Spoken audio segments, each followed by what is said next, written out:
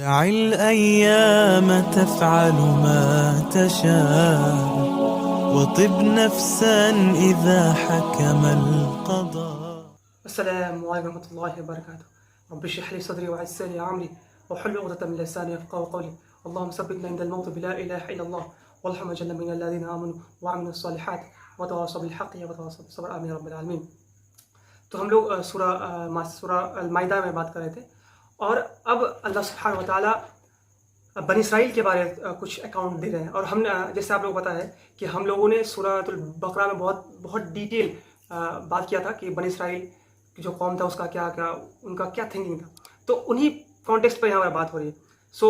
اس چیز کو ہم مطلب دیکھیے، ہم بنی اسرائیل کے بارے جو اللہ قرآن میں بات کرتے ہیں اس کا بیسٹ اصل مقصد یہ ہے کہ انہوں نے جو غلطیاں کی ہیں وہ ہم نہ کریں. اور جیسا کہ ہم نے پہلے بھی یہ چیز مینشن کیا تھا کہ محمد رسول اللہ صلی اللہ علیہ وسلم نے فرمایا کہ تم بنی اسرائیل کے پورے کاپی کرو گے. جو میری امت ہے وہ بنی اسرائیل کے قدم پہ قدم کاپی کرے گی. اسی لیے ہمیں اس چیز سے سیکھ لینی کہ جو انہوں نے غلطیاں کی وہ ہم نہ کریں. اللہ کہتے ہیں وَلَقَدْ أَخَذَ اللَّهُ مِيثَاقَ بَنِي اسرائیل کی، اور بے شک اللہ نے بنی اسرائیل سے عہد لیا تھا اور ہم نے ان میں سے 12 سردار مقرر کیے تھے. اور اللہ نے کہا بے شک میں تمہارے ساتھ ہوں اگر تم نماز قائم کرتے رہو گے اور زکوٰۃ دیتے رہو گے اور میرے رسولوں پر ایمان لاؤ گے اور ان کی مدد کرتے رہو گے. اور اللہ کو اچھا قرض دو گے تو میں ضرور تم سے تمہاری برائیاں دور کر دوں گا اور ضرور تمہیں ایسے باغوں میں داخل کروں گا جن کے نیچے نہریں بہ رہی ہیں. پھر اس کے بعد جس نے کفر کیا یقیناً سیدھی راہ سے بھٹک گیا. یہ کیا ہے؟ اللہ سبحانہ وتعالیٰ فرمائے اللہ نے بنی اسرائیل سے یہ عہد لیا تھا. مطلب اللہ نے یہ وعدہ لیا تھا کہ تم، اب یہاں پر اللہ لسٹ بیان کر رہے تھے کہ اگر تم نماز پڑھتا رہو گے، سب سے پہلی بات نماز پڑھتے رہو گے، اس کے بعد زکوٰۃ دیتے رہو گے اور تم رسولوں کی مدد کرتے رہو گے اور اللہ کو اچھا قرض دیتے رہو گے. یہ 3 چیز. اچھا، سب سے پہلے we have to talk that these 3 things, نماز اور زکوٰۃ اور رسولوں کی، اس میں بات مانی. سب سے پہلے نماز اور زکوٰۃ. نماز جو ہے یہ ہم پر بھی فرض ہے اور یہ پچھلے امتوں یعنی بنی اسرائیل پر بھی فرض تھا. بٹ یہ چیز جو نماز ہے، زکوٰۃ، یہ چیز لوگ کرتے تھے میکسیمم لوگ. لیکن 3rd چیز جو اللہ بیان کر رہے ہیں کہ رسولوں کی مدد کرتے رہو. اس کا مطلب کیا اللہ کو، مطلب اللہ کے رسول کی مدد کیسے نہیں کرتے وہ لوگ؟ سب سے پہلی بات کہ یہاں پر مدد سے مراد یہ ہے کہ جو بنی اسرائیل کا ایک برا برتاؤ رہتا تھا اللہ کے رسول کے لیے ان کا، یعنی وہ لوگ جیسے یہ کانٹیکسٹ کہاں سے مانا ہو رہا ہے کہ محمد صلی اللہ علیہ وسلم کی وہ لوگ نہیں مانتے تھے کہ محمد صلی اللہ علیہ وسلم ایز اے میسنجر، اور وہ لوگ انسلٹ کرتے تھے. اسی لیے اسی کانٹیکسٹ پر انہیں بتایا جا رہا ہے کہ تمہارے نزدیک جو محمد صلی اللہ علیہ وسلم آئے ہیں تمہیں ان کی رسپیکٹ کرنی ہوگی. یعنی اس پر سب سے پہلی بات، first requirement that you have to obey ہم، then you have to help ہم. کس سے ہیلپ؟ یہ کہ محمد صلی اللہ علیہ وسلم جس چیز پر تمہیں کہتے ہیں جو چیز کرنے کے لیے وہ تمہیں کرنا پڑے گا. اور انہیں یہ چیز یاد کیوں دلایا جا رہا ہے؟ کیونکہ یعنی وہ لوگ موسیٰ علیہ السلام کے قوم، موسیٰ علیہ السلام کو وہ لوگ ایذا دیے تھے، موسیٰ علیہ السلام کو وہ لوگ پریشان کیے تھے. اور موسیٰ علیہ السلام نے خود، یہ قرآن میں مینشن ہے، موسیٰ علیہ السلام جب اپنے گروہ سے جب وہ پریشان ہو گئے تو وہ کہتے ہیں کہ یا اللہ اس جاہل قوم سے مجھے پناہ دے. سبحان اللہ، یہ ایسا ان کا برتاؤ تھا نبیوں کے ساتھ. اس لیے انہیں یہ چیز پھر سے تاکید کی جا رہی ہے کہ تم پہلے تو نماز پڑھو گے، اس کے بعد زکوٰۃ دو گے، اس کے بعد نبی کی مدد یعنی نبی پر ایمان لاؤ گے اور اس کی مدد کرو گے. یہ عہد و پیام تھا. اچھا، یہ عہد و پیام کیا ہم لوگوں پر نہیں؟ بالکل ہے. پہلے تو نماز 5 وقت کی ہے، اس کے بعد زکوٰۃ ہے. اور نبی صلی اللہ علیہ وسلم کی کتنی زیادہ، اللہ کے بعد کسی کا اسٹیٹس ہو تو وہ محمد رسول اللہ صلی اللہ علیہ وسلم. کیسے؟ وَأَطِيعُوا اللَّهَ وَأَطِيعُوا الرَّسُولَ، تم اللہ اور اس کے رسول کی اطاعت کرو. پھر اللہ کیا کہتے ہیں سورۃ الحجرات، ان الذين ينادون تحبط اعمالكم عن، مطلب وہ عربی ہم بول رہے ہیں. اللہ کہتے ہیں کہ تم اللہ کے رسول سے تم اپنی آواز کو اونچا مت کرو ورنہ ایسا ہو سکتا ہے کہ اللہ تمہارے سارے نیکیوں کو ضائع کر دے گا. سبحان اللہ. یہ کیا اس سے زیادہ رسپیکٹ کیا ہوگا کہ محمد صلی اللہ علیہ وسلم کے سامنے ہم لوگ اپنی آواز کو بلند نہیں کر سکتے ہیں. اور اللہ سورہ حجرات میں کہتے ہیں کہ تم جیسے اپنے دوستوں سے بات کرتے ہو ویسے محمد رسول سے بات مت کرو, دھیان رکھنا کہ وہ اللہ کے رسول ہے. سبحان اللہ. یہ ہے اسٹیٹس نبی کا, خاص کر کہ محمد رسول کا, رائٹ. تو یہ لیکن اللہ اس کے بعد اللہ کیا کرے, چنانچہ ان کے اپنا عہد توڑنے کی وجہ سے ہم نے ان پر لعنت کی اور ہم نے ان کے دلوں کو سخت کر دیا.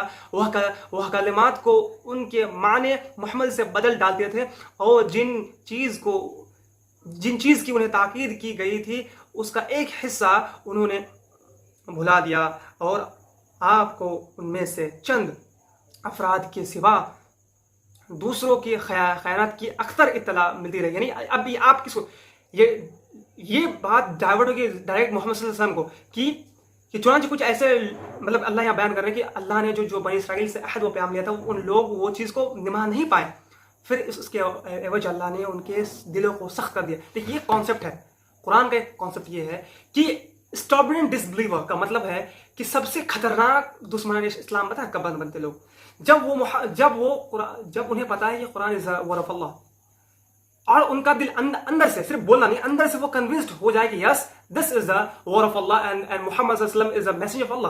اس کے بعد بھی وہ گھمنڈ کر کے اکڑ کر کے وہ اس بات کو ایکسیپٹ نہیں کرتا ہے. پتہ تب کیا ہوتا ہے, تب ان کا ہارٹ سیل ہو جاتا ہے. تب دیٹ آیات will be applicable سمن بکم عمیون فہم لا یرجون. This ayat will not applicable in normal circumstances. یہ نارمل آیات نہیں ہے.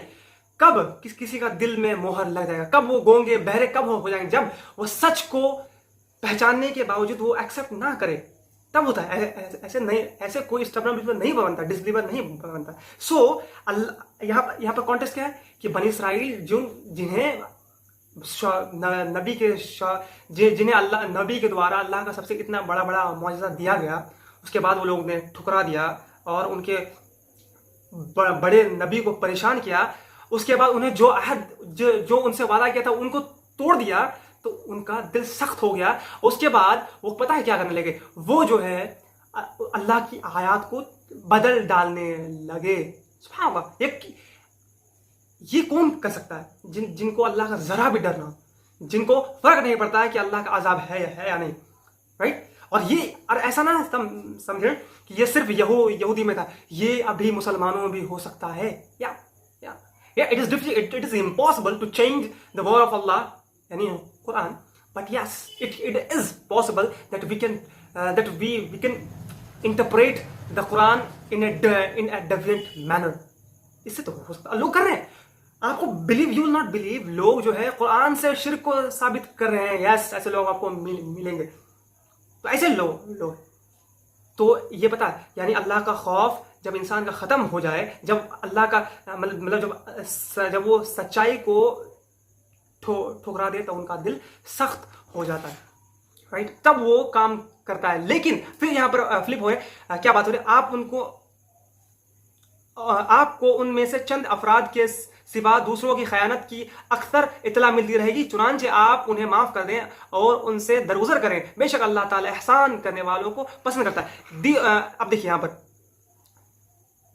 کیا ہے, اب یہاں پر کیا ہے, یہاں پر محمد, آپ کسے خطاب کیا جا رہا ہے, یہاں محمد صلی اللہ علیہ وسلم کو ڈائریکٹ خطاب ہو رہا ہے کہ آپ کو اے محمد صلی اللہ علیہ وسلم جو مدینے میں جو یہود ہے, جو بنی اسرائیل ہے, آپ کی ان کی جو سرکشی ہے ان کی اطلاع آپ کو ملتی رہی, لیکن ان میں سے چند ایسے لوگ ہیں جو اصل میں توبہ کر کے مسلمان بننا چاہتے. اس لیے جب وہ آئے تو آپ ان کے گناہوں کو ایکسیپٹ کر لیں, اور اللہ کہہ رہا ہے کہ اللہ خود معاف کرنے والا ہے, بے شک اللہ احسان کرنے والوں کو پسند کرتا ہے. یہاں پہ احسان کیا, یعنی یہاں پر بیک گراؤنڈ بنا ہوا ہے کہ بنی اسرائیل, کیونکہ اللہ نے خود کریٹ کیا ہے یہ بیک گراؤنڈ, اللہ نے خود یہ ایکسپلین کیا ہے کہ یہ یہودی کا بیک گراؤنڈ کیا اور یہ ان کا کیا اسٹیٹس, یہ ان کا سائیکولوجی کیا ہے.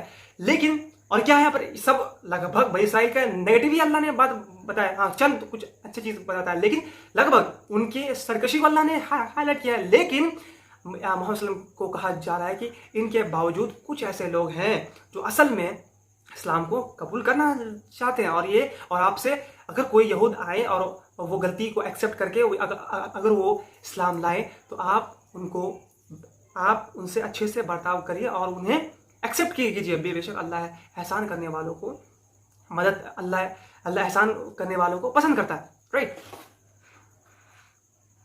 اور اس کے بعد ہے اور جن لوگوں نے کہا بے شک ہم نصارا ہیں, ان سے ہم نے عہد لیا تھا, پھر جس چیز کی انہیں تاکید کی گئی تھی اس کا ایک حصہ انہوں نے بھلا دیا, چنانچہ ہم نے روز قیامت تک ان کے درمیان دشمنی اور بغض ڈال دیا, اور وہ جو کچھ کر رہے ہیں اللہ جلد انہیں اس سے آگاہ کرے گا. یہ آیات کس کے لیے؟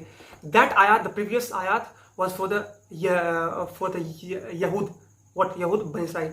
ابھی جو آیات ہم نے پڑھا وہ کرسچن کے لیے, اور ہم نے پہلے دن ہی کانٹیکسٹ میں کہا تھا کہ اس میں اس سورہ میں زیادہ تر کرسچن کی بات ہوگی. تو اب یہاں پر کرسچن کی بات ہو آگے, نصارا نہیں کرسچن لوگوں نے بھی اللہ سے پیام لیا تھا, عہد لیا تھا, لیکن ان لوگوں نے بھی سرکشی کیا اور انہوں نے تو بک کو بھلا ہی دیا. جو انجیل تھا انہیں نا بھلا ہی دیا. تو اسی اللہ کہتے ہیں قیامت تک ان کے اندر اللہ نے پھوٹ ڈال دیا. پتہ کیا ہے؟ بغض ڈال دیا. بغض یعنی ہیٹریٹ. اور آپ کو ملے گا کہ یہ کرسچن میں بھی بہت سارے فرقے ہیں. کیا بولتے اس کو, Protestant and Catholic and Protestant, یہ دو مین گروپ ہیں, اور اس میں بہت سارے سب گروپ ہیں. تو یہ کیوں ہوا کہ دیکھیے بات کرسچن کی بات پتہ ہے کیا تھا؟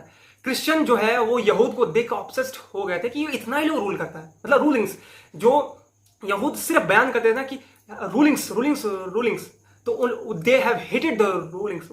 اب وہ لوگ نے کہا کہ ہم لوگ رول کچھ نہیں مانیں گے, ہم لوگ جو اپنا ایتھیکل جو ہمیں اچھا لگتا ہے وہ ہم کریں گے, اپنا دل مرضی.